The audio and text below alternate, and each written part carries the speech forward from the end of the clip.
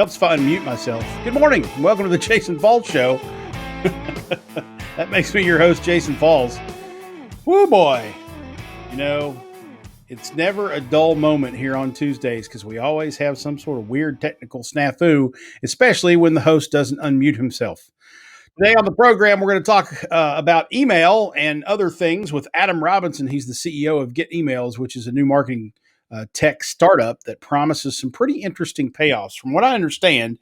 And I'm going to have him clarify all this and hold his feet to the fire a bit on this. So don't worry.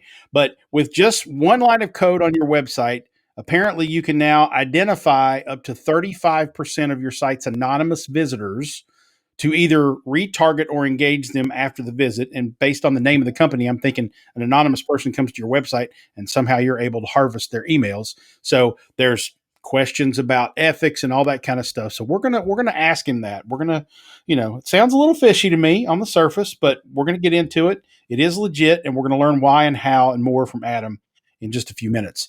Then I need to brag on my team a little bit. The Shorty Awards came out last week, and Cornet won its first ever Shorty Award in one category. We were a finalist in another, so I'll tell you about those, kind of some fun stuff that we were doing with the social media digital world, and won some awards for it. We're going to talk more and more here about making creativity your business advantage, and that creativity has been recognized a bit at Cornet. So I'll explain a little bit more about that. And finally, I'm probably going to be able to introduce you to Trudy and a new feature on the show if Trudy is here on Tuesdays in the future, which she may or may not be. But Trudy is the new dog. Let me see if I can do this real quick. I'm gonna turn the camera. Wait a minute. I got it. I don't know what I'm doing. I have no idea what I'm doing. Okay, here we go. So I'm gonna switch to another camera view, and here's what I see. There's my script and my notes and me on the computer, and there's the LinkedIn's over there where I'm going to check and make sure the technology's working in a minute. And there's Trudy. Trudy, say hi. There's Trudy. See? Oh, how cute. There's Trudy. So that's the dog cam. We got that going on the show today. Now I got to switch the button so you don't get dizzy with me and the dog cam. All right, put that back. I'm goofing off, but it's my show. I get to do that. So anyway, but first, before we get to that, and my earphone's falling out. Before we get to that, I have to click a button and then do this. Has there ever been a more appropriate time to figure out your live streaming or web video opportunities? I mean, we're all working from home. We've got Zoom calls and GoTo meetings and Slacks and Skypes and all that good stuff. And I don't know what the hell's going on with my headphones here. Anyway, if you have a host that's competent and can work all this crap, then things go better. And so I am the host, and I'm the one who's incompetent here today. But we can actually use the dog cam, the Trudy cam. I'll do that right now because I want to talk to you about Switcher Studio, and this is how you can see Switcher Studio. So you can see I just hit the camera 2, and that's the Trudy cam. And then if I hit camera 3, it brings me up, and that Switcher Studio allows me to do that. And then while I'm here talking to you, I can put up my little Jason Falls Cornet graphic that comes up at the bottom, which is pretty cool. And then we can go back to Trudy Cam so you can see me turn that off, right? And then there you can see Adam waiting in the green room. He's over there. I don't have his mic turned on yet. He's waving, so he's there. And see that right there up in the corner, that's my camera on my iPad where I'm doing the switcher. So I've got all these camera angles that I can use. And this is basically a small version of what a television director would see in a truck doing a ball game or something somewhere, or a remote broadcast, or even at the TV station. This is what they see. Ready camera 3, take camera 3. Ready camera 4, take camera 4. Ready camera 2, take camera 2, right? That's what they do. And Switcher Studio allows you to do this right here on your very own device. And that's how we run the show. And so this is Switcher Studio live as we're broadcasting here on LinkedIn. I can also put in still images. So I've got my show slate that goes up there. And then I've got that goofy picture of me and Orson Welles because someone said I looked like Orson Welles with my gray beard. So I'll put that up there for people to see it. But this is Switcher Studio, and this is all you do to make that work. And so what you have to do, let me show you this real quick. I'll click on that. What you have to do, throw up the graphic, switcherstudio.com/falls.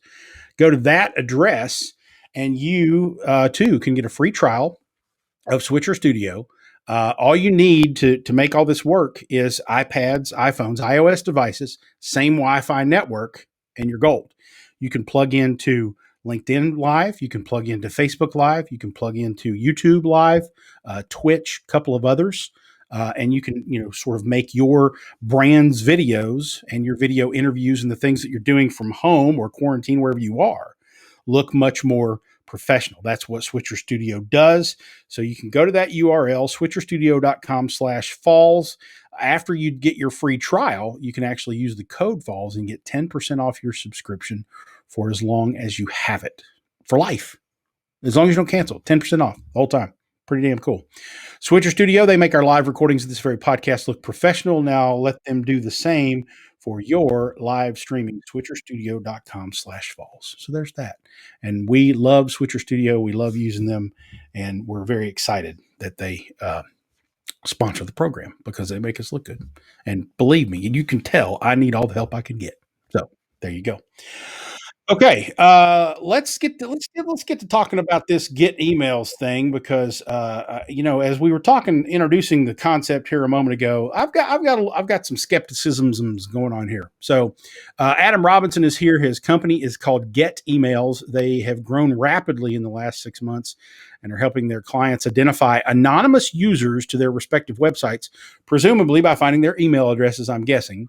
And then using that information to retarget, engage, and the like. His clients are boasting 10x ROI numbers and 4 times the open rate of opt-in email lists from his data. So I want to find out more about that.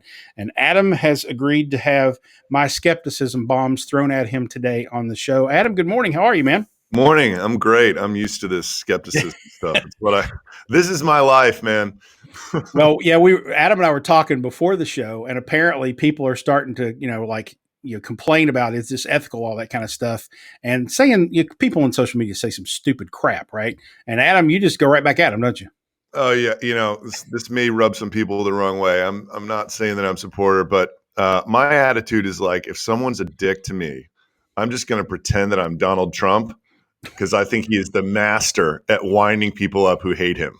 Yeah. And I think he's even doing it for the same end. He understands that like more comments get him more reach, and he'll just go at people and say ridiculous stuff. So yeah, that's kind of the posture that I take when someone's, because it's like, look, if you're going to say something that's reasonable, then I'll respond in a reasonable way. If it's just hateful, then I'm gonna give it right back to you, and then tell you 10 comments later that that's what I was doing. Yeah, that's true. Well, I mean, that's a way to stir up that engagement online and get those posts in front of more people. So there's some smarts to it. Okay, before we really get into get emails and how it works, the first question I want to talk to you about and want to ask you about is how are you and yours in this whole quarantine world? I know you're in Austin, Texas. Everything good there? Everybody surviving? So Austin, I think we reacted well, quickly. The density of it's not high. I compare everything to Manhattan because that's where I lived until last May. It's been, all things considered, for us, it's been great. We set our house up to work from home for 2 people anyway. Don't have any kids. So yeah, it's been fine so far. And surprisingly, they're going to open up restaurants on Friday, which is the earliest that I've heard. I mean, I hear Georgia's going crazy and opening everything up, but other than them, Huh. Well, that's good. I mean, I'm glad things are going well.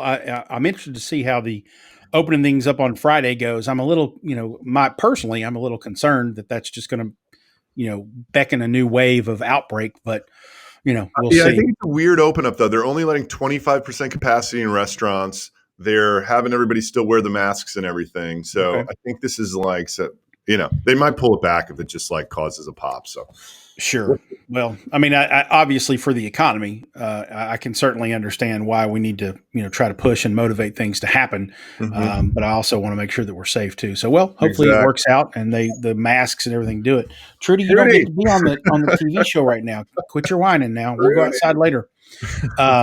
So, all right, let's get into this get email thing and how it works. So explain to me how it works. I made some assumptions there in the introduction on the show. What does the code do? How do you identify these users to the website, and what can you possibly do with it? Sure. So this is just connecting a bunch of existing technology, right? There is existing technology that you can access if you know the right people and do the right business development deals, to where you get access to a cookie pool, right? So email marketing companies do all sorts of stuff to make more money than just their subscriptions. One of the things that they do is, to companies such as LiveRamp, let's say, you can allow them to put their script in your customers' newsletters if it's in your terms of service. Okay. And for every new email address that gets identified and hashed, you get paid $7 CPM, right?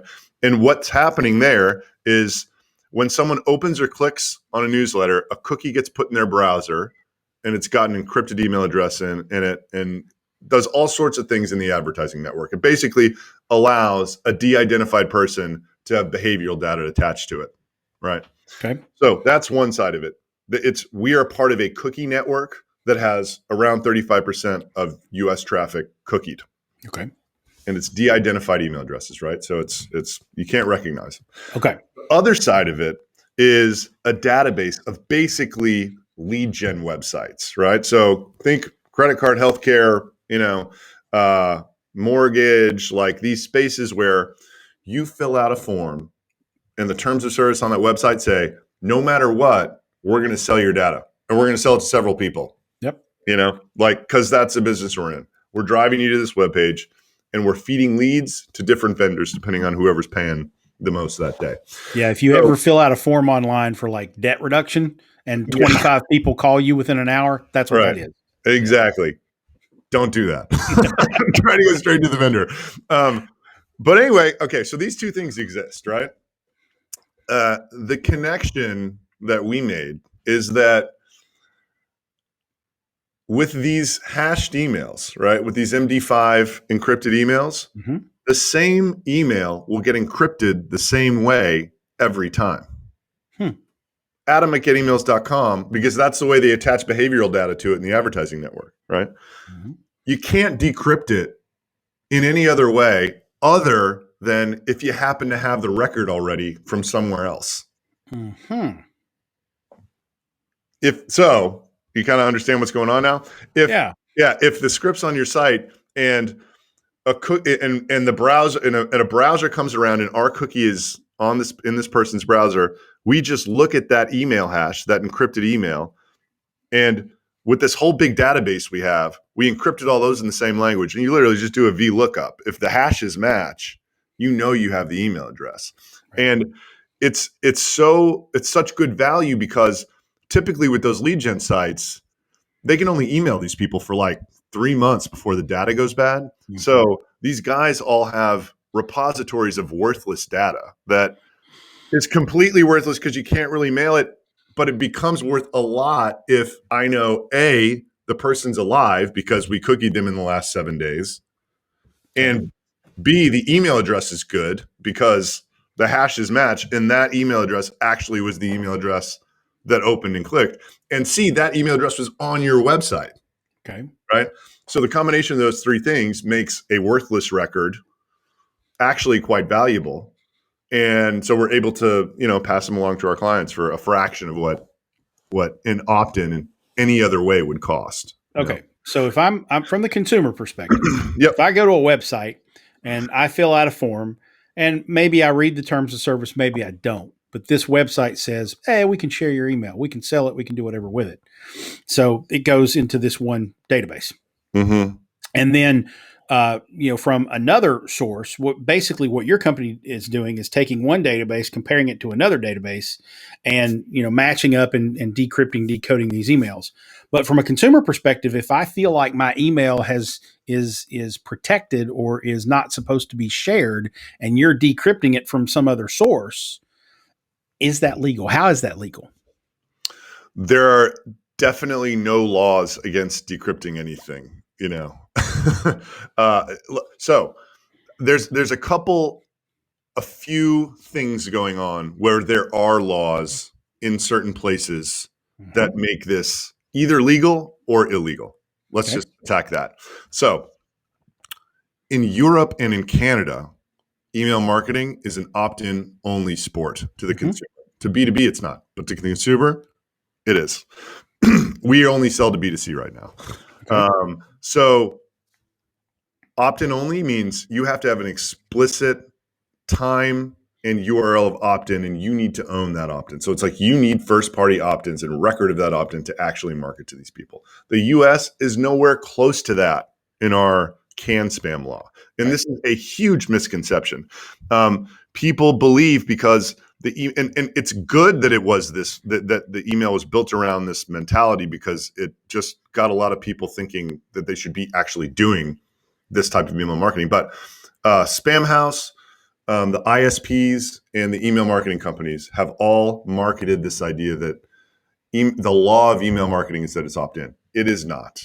So even Spamhaus's definition, who's very strict, says that spam is bulk unsolicited email with unverifiable consent, right? We have verifiable consent. The privacy policies say that. Okay, maybe they didn't want us to be doing this, but like we even conform to the strictest definition of spam. So I think that the argument that we're doing something unethical is just nonsense, because I'm a law-abiding citizen. The second this turns illegal at some point in the future, if it does, I'm going to stop doing it. Like I'm not, and look, the consumer doesn't mind getting these emails. And this is the hardest thing for people to wrap their heads around. There's this idea towards the inbox. It's like, if you send me one more email, like I'm going to have a heart attack. I can't take it. There's just too many emails. Our emails actually, and I know this because we actually own an email marketing company also. And for a lot of our enterprise clients, we do the sends on their behalf for the welcome series, because there's just this belief. It's like, the bigger the company is, the more risk there is to doing anything. And a lot of people are in a situation where they're like, oh yeah, my boss bought a list 2 years ago and it took me a year to unwind that deliverability crisis. And I'm like, look, I don't blame you. I'm happy to send the first round of emails for you, because I know that they engage so well. It actually helps my entire system's deliverability, which brings me back to another point. Email marketing, in my opinion, especially now, it's not about permission. It's about engagement. That's how you judge spam. Okay. An email list that has a high open rate, a high click-through rate, a low complaint rate, and a low unsubscribe rate is not spam. That is an email that the customer wants, right? And it's impossible to say that they ignore the email. You know what I mean? It's like, oh, people don't know how to hit the spam button. They ignore it. It's like, dude, they're buying from it. So this is my posture towards the product. The product would not work if the customer didn't want the emails. I would have no business. People would sign up for a month and they'd quit.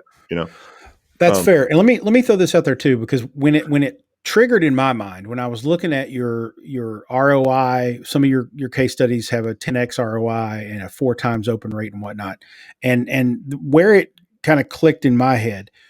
And I'm saying this to the audience out there who might be skeptical and saying, well, you shouldn't be scraping emails and this is spam and blah, blah, blah. Think about it this way. The email only comes into question if you, the user, have been to that company's website.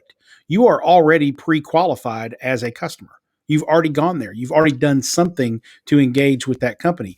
If the next day you get an email from that company saying, hey, welcome to this company. We've got some deals going on, or whatever the welcome message is. Number one, you're probably not going to know where the hell they got your email, so does it matter? But number two, you're probably going to be really interested in it, right? It makes natural sense because you've already been there looking around.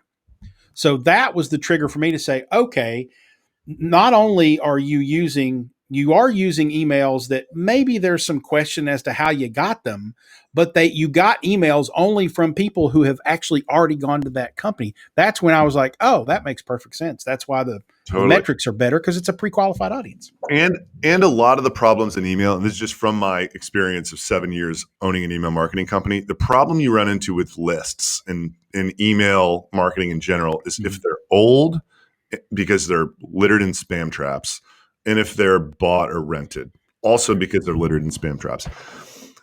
These can't have a spam trap in them, because it was 7 days ago that we cookied them on average, and they actually took some action in an email. So it's like, and they were on your website yesterday. So generally speaking, the newer and the fresher the list in email marketing, the better it's going to work. And this is the freshest list you can possibly get, which is why it's outperforming a lot of people's house lists. Yeah. That makes perfect sense to me. So, assuming a business owner or marketer sort of buys the argument and that this is a viable thing, and I certainly get it for sure. What are the landmines or the problem areas that customers need to be mindful of to not cross that line into, okay, this violates canned spam or this violates Yeah. Europe or California or whatever? So we've got you insulated on the legal part, which is California and Europe, because we don't have any of those citizens in our database. So you can't, even if you're a Canadian company and Castle applies to you in Canada for your US customers, this is fine. We would never give you a Canadian citizen that would even enable you to break the law.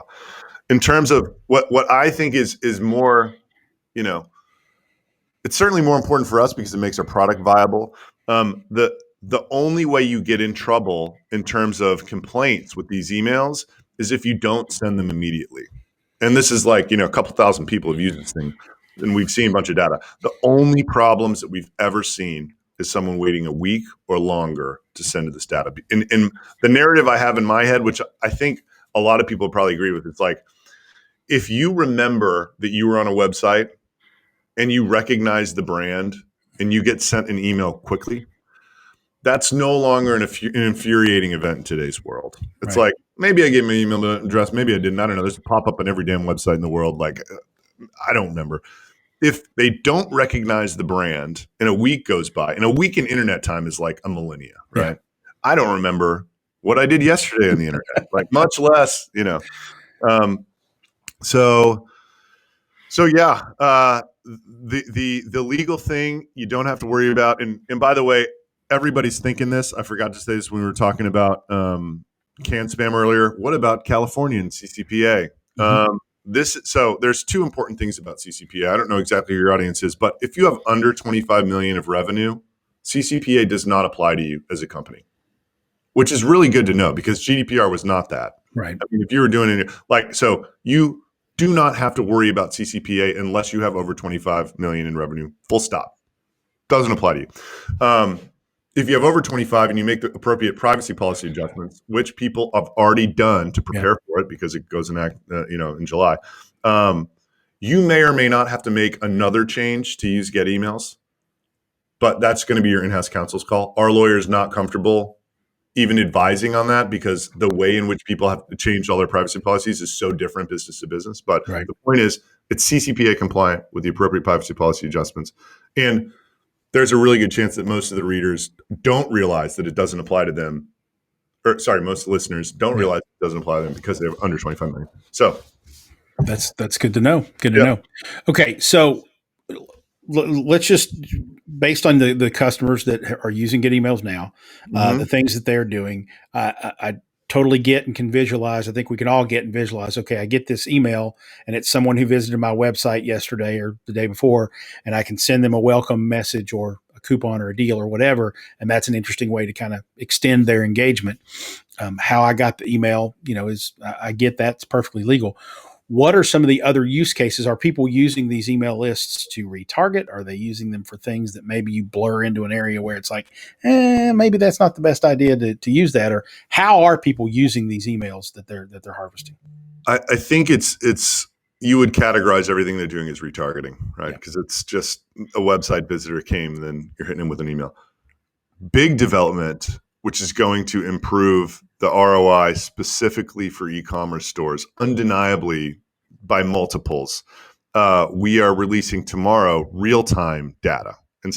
So the product worked up until this point, we'd give you the emails tomorrow from the website visitors today.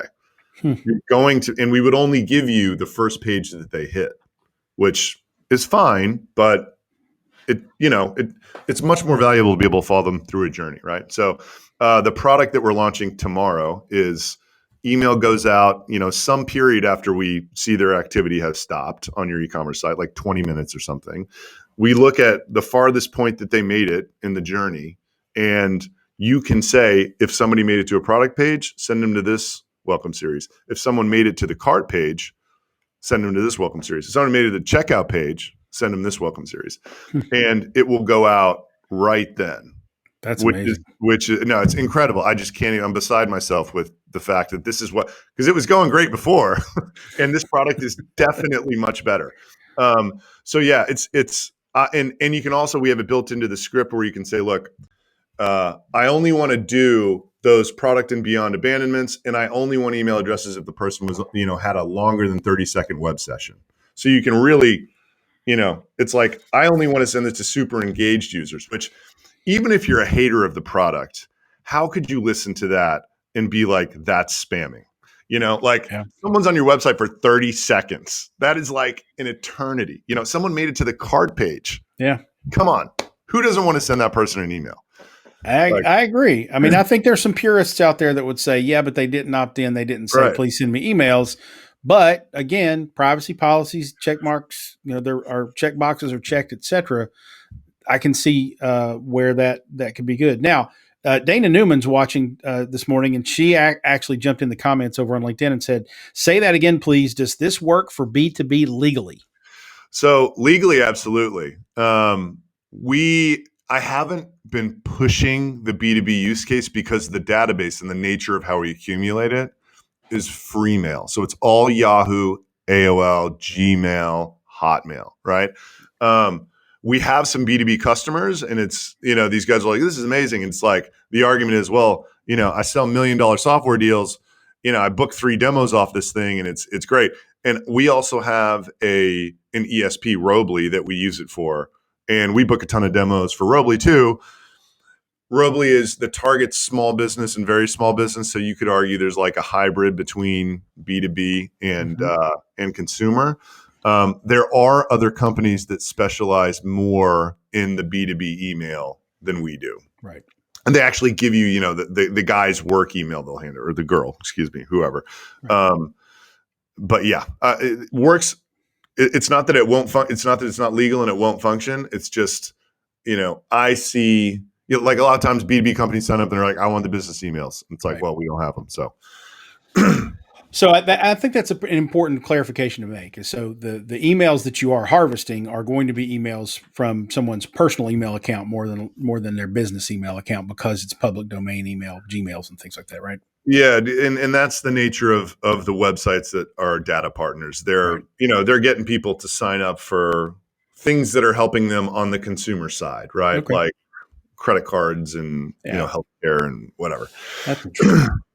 Okay, so Lisa Stansberry jumps in here. She's a director of communication down in Louisiana, I believe. And, Louisiana. Right. And is in the education space. She actually asked, and because of your experience with your email service provider, what's a fair open rate these days?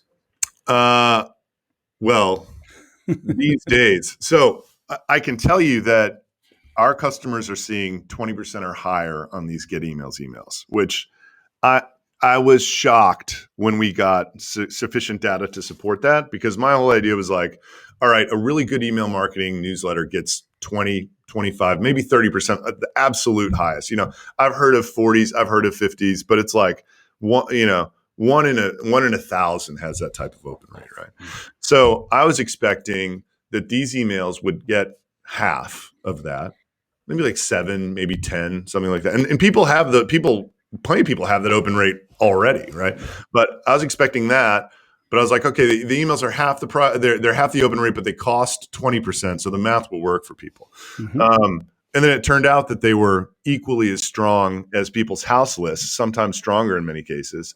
So yeah, look, if I had to just put a stake in the ground and say, email marketing open rates are averaging X, I'd say probably 15%. If it's just like swath out of everybody. Generally speaking, the larger the list, the lower the open rate, because a lot of it just dies over time and people don't sunset it properly. And then these, I'm comfortable saying you'll see a 20 to 25% open rate if you send quickly. That's a pretty damn good rate right there. And it's just crazy. And that's why the company's growing so much, because the product actually does that. Like, I'm not just lying about it. If I was just like saying it was a 20, 25% open rate and people signed up and got 5, they would quit. It wouldn't be growing like it is, That's true. So we talked about this a little bit. The obviously you outlined, I think, some really good parameters on why B2B might be a little, not like the best use case scenario. Are Mhm. there any other? I know you've got some case studies on your websites for media publishing companies. You've got a case study, I think, for like a blogger, personal brander type Yeah. person, and then you've obviously got e-commerce case studies. Are there any businesses where this may work better or may not work as good as it should, other than B2B? So this is just kind of an interesting thing.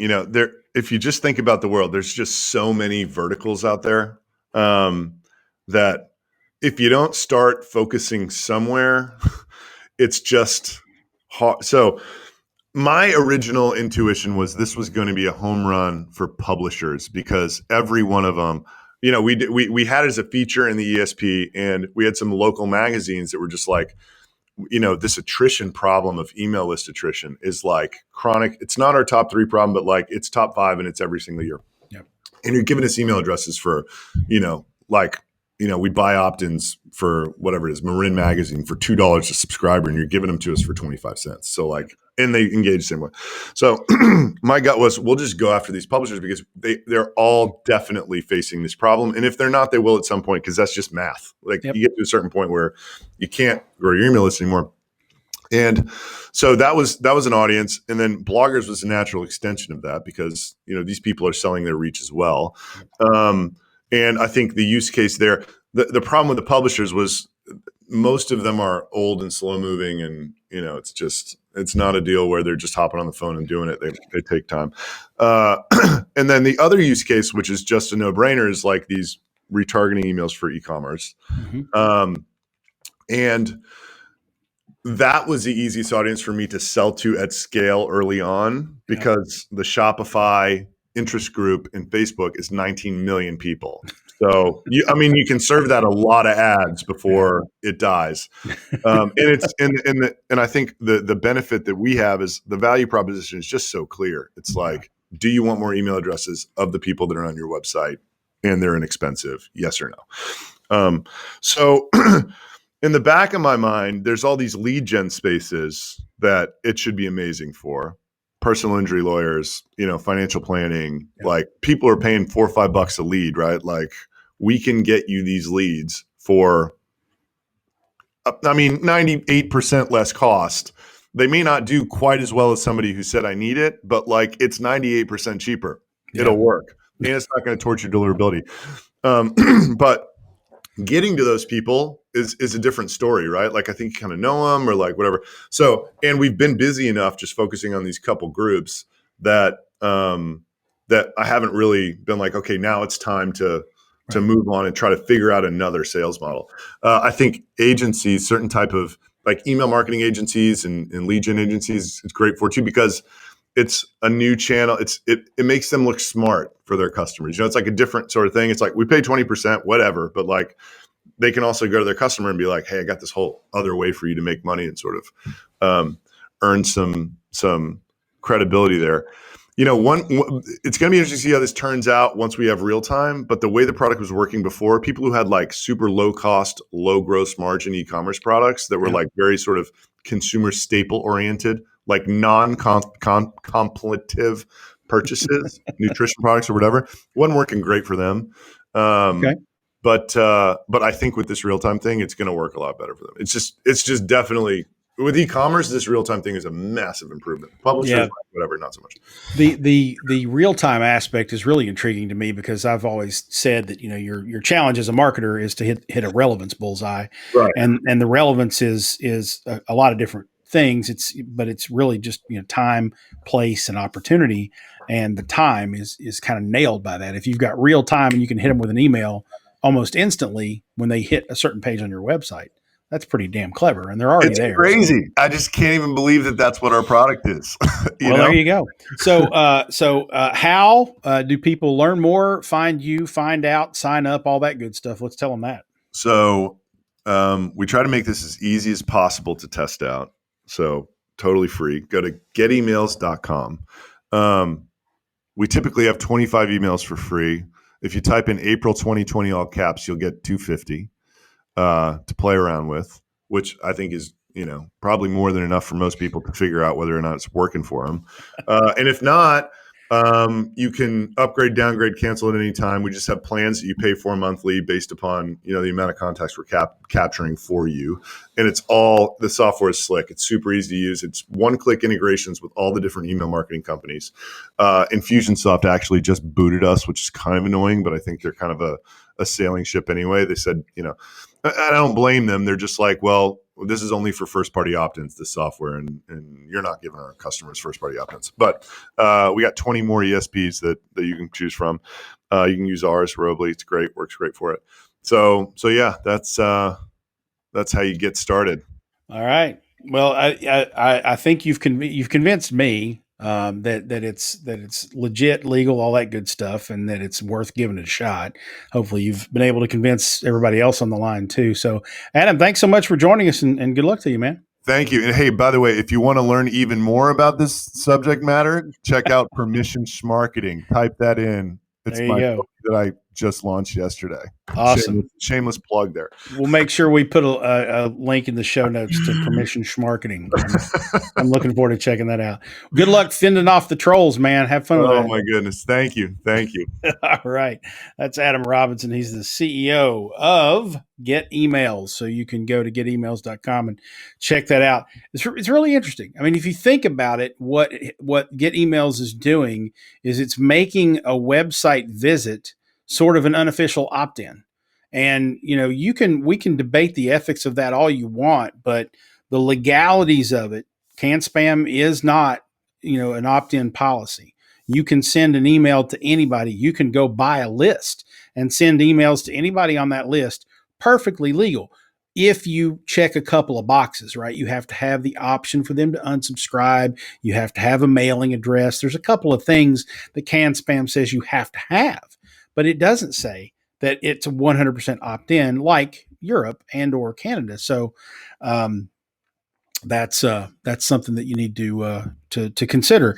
And yeah, there might be an ethical discussion to have there, but I think he made a valid point. And my ethical question about Get Emails was answered and solved the minute that I thought, wait a minute, you're harvesting emails, which just kind of theoretically I'm against, but you're harvesting emails from people who are going to your website. They're already engaged with your brand. They're already interested in your products or services. So that does kind of pre-qualify them a little bit. So I dig it. And that's interesting. It's definitely something I want to take back to my clients and think about and all that good stuff. So the links are over in the LinkedIn comment thread section area of the LinkedIn live broadcast. We'll make sure they are also, of course, in the blog posts and show notes that we post afterward as well. So thanks to Adam for coming by and spending some time with us today. Okay, I was gonna do a quick dog cam, but Trudy walked out of the room, so she's not here. So we'll do that again if she comes back in a minute. All right, so the Shorty Awards, the 12th annual Shorty Awards, were announced last week. And the Shorty Awards, if you don't know, they were the first awards to basically recognize social media as its own sort of industry and excellence in strategies and all that good stuff. And they have evolved and grown over the years to expand to basically be social media, digital, media, online, advertising, marketing, things like that. And so they've become kind of the standard for, like, for instance, the Addies or the Advertising Agency Awards, and then you've got the Silver Anvil and the Gold Anvil are the public relations, IABC or whatever, PRSA awards, and you've got your Emmys and your Tonys and your Oscars. Well, the Shorty Awards have kind of sort of become, although there's several other places that give them out, but they've kind of sort of become the social media digital marketing awards that everybody thinks of when they think of what's the best in the business. Now, I've always had this sort of personal stance on awards where I'm like, well, if you have to pay and nominate yourself and whatnot, that kind of takes away this is the best of everybody in the industry. It's the best of everybody who can afford an entry form and takes the time to fill it out and all that good stuff. So awards are always one of those things that I'm like, whatever. I could do without them. That doesn't necessarily mean it's the best. But they certainly do of the people who do bother to nominate themselves and pay the fees and all that good stuff. They certainly do recognize excellence in the work, and that's not a bad thing. Not only for the campaign in question and the people that worked on it, but for the brands that are involved and the agencies that are involved. It's a good way to say, hey, we actually know what we're doing and are able to do it. So the Cornet this year, for the first time ever, had two actual client campaigns and work that made finalists in their respective categories. We were finalists in the best in pharma and healthcare for a campaign we did for UK Healthcare called We Are Proof, and that one actually won the Shorty Award this year. We beat out brands like Walgreens and Mucinex and Nicorette and Tums, among a couple of others, New York City Health Department, I think. There were 5 or 6 finalists. We were one of them, and then we actually won the Best in Pharma Healthcare Award. That was the first time Cornet had ever won a Shorty Award. And then we were finalists twice. Our other finalist was our work with Visit Lex, the Convention and Visitors Bureau in Lexington, Kentucky. You've probably, if you connected to me online, you've probably seen me share things like a horse walks into a bar, or the horse dressed like Mr. Rogers, or the NASMR horse ASMR. Some of those things are a part of the Visit Lex campaign online. And so very proud of our clients and for having the sort of direction and the vision to go this way and sort of ratchet down the nervousness about taking some risks and doing some things that are fun. And so to UK Healthcare and to Visit Lex, congratulations and thank you. But I'm very excited for our team as well, because we put a lot of work and effort into making creativity your business advantage, and to be recognized for that is always very satisfying. And Trudy's whining, so we're gonna go dog cam on us here. Hey Trudy, say hi to everybody. We're gonna go out in a minute. What's on your nose? You got something on your nose. Let's wipe your nose. There you go. So for those of you who are joining us on the LinkedIn live feed, you're getting the dog cam right now. So people on the podcast who are listening, you're missing out. Come over and watch us on LinkedIn live. So there's Trudy. Trudy's new to the family and missing her mama, my sister. So she hasn't quite gotten adjusted to the fact that we are her family now, but she'll be all right. Anyway, so at any rate, back to the Shorty Awards. Congratulations to the team at Cornet for their fantastic work. And it's been a fun ride working with them. The We Are Proof campaign, by the way, that actually won the Best in Pharma and Healthcare Award was really awesome for a lot of reasons. It was basically a 2-minute brand film that the creative was phenomenal. Our team did a great job working with the brand and putting that together. And then my team, the brand performance team, was in charge of trying to formulate a way to get people to watch it. And so that was part of the strategy as well. You can actually go over to the Shorty Awards website at shortyawards.com. I'll make sure we put a link to the UK Healthcare and the Visit Lex nominations in the show notes. You can go see those. And so little humble brag, if you will. It's Cornet stuff. It's work that I've worked on and clients that I've worked with. I don't normally, toot my own horn much, or our own horn much on the show, but we were very proud of that and just wanted to make sure everybody saw the work, because it's good stuff. And letting Trudy out a lot means there's mosquitoes and stuff coming in my house now. That's not a good thing. I'm going to get the fly swatter out and start beating some things. All right. Lots of good learning on the show today. The getemails.com, good place to go if you want to try to figure that out and see if you can also capture a certain percentage of the anonymous users coming to your website. Get their email while they're there. Send them an email really quickly. See if you can kind of get them closer to the fold and remarket them, if you will. And also, you got to see the dog cam. Let's do that one more time. Where are you, Trudy? Trudy's she's up on the chair now. Trudy, don't lick yourself on camera, please. Okay. That's Trudy. For those of you interested, she's a black lab shepherd mix, and she is sweet as can be. So she made her debut on the show today. Fun times. Okay, next week on the show, Actidad will be here. Mark Savant, the man behind Actidad, one of the biggest dad podcasts, blogs, and online presences out there, will be with us. We'll talk about how he's turned fatherhood into a content marketing goldmine and business. plus how he's helping others figure out the world of online publishing and content marketing. He also has an interesting perspective on influencer marketing and how he has handled building brand partnerships from the influencer side of the aisle. Mark also happens to be one of those guys who's super productive and way too organized for my taste. So we'll learn some tips on managing the chaos from Mark too.